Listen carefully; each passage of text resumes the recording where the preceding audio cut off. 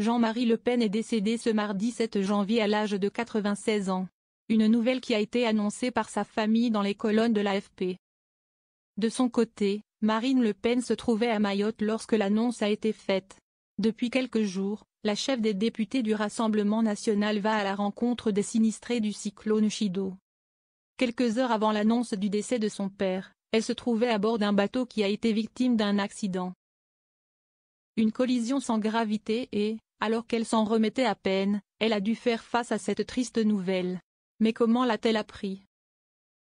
Sophie Dupont, envoyée spéciale de BFM TV, a expliqué se trouver sur place à Mayotte. Elle confie avoir allumé son téléphone lors d'une escale au Kenya. La journaliste a découvert la triste nouvelle et elle précise avoir immédiatement demandé à l'attaché de presse de Marine Le Pen. Ce dernier le découvrait également et il s'est dirigé vers la fille du principal concerné. Il est allé lui annoncer la disparition de son père. Marine Le Pen s'est levée, elle s'est isolée et a passé des coups de fil, vraisemblablement à sa famille, indique-t-elle par la suite. Une fois l'information confirmée, elle a pu regagner son siège.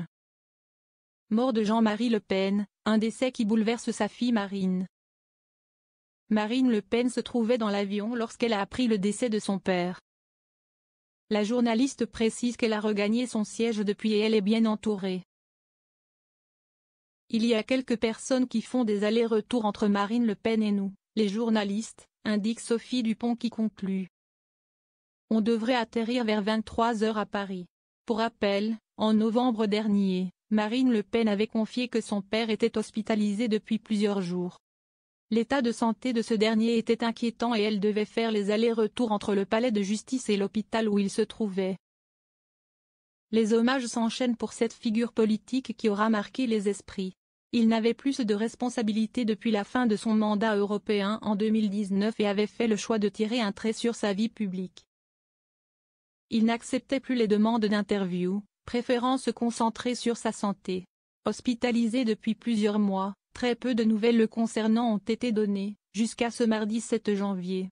Un dernier hommage devrait lui être rendu dans les prochains jours. Pour l'heure, ni le lieu ni la date de ses obsèques n'ont été communiqués. Marine Le Pen, cet accident qui aurait pu être dramatique. Marine Le Pen se trouvait à bord d'une barge ce mardi 7 janvier lorsqu'elle a été victime d'une collision.